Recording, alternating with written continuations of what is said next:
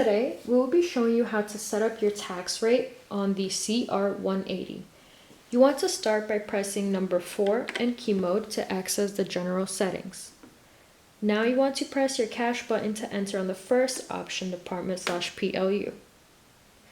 Then you want to press your PO button until you reach the third option, which says tax, and press cash to enter.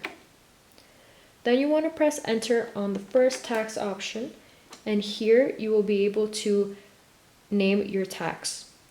For today, we're just going to leave it as it is, and once you're done, you press enter.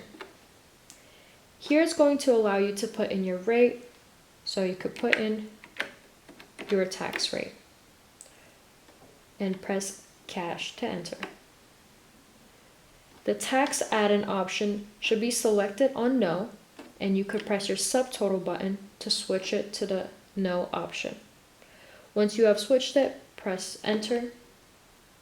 Print VAT should be on yes, and press enter. Print 0, it should be on no, and press enter again. Now print tax should be on yes. If it is switched to no, press your subtotal button to switch it back to yes, and now press enter.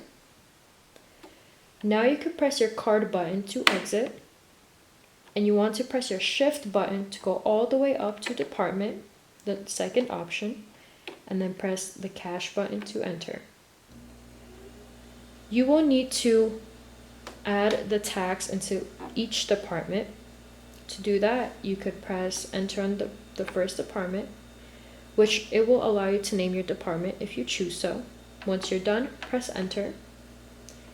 And you want to keep pressing enter until you reach the option that says tax. In this case, you would press the number 1 button for the first tax rate.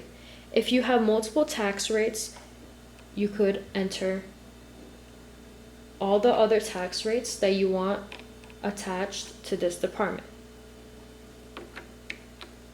and press enter. You may keep pressing enter until you reach the main department menu.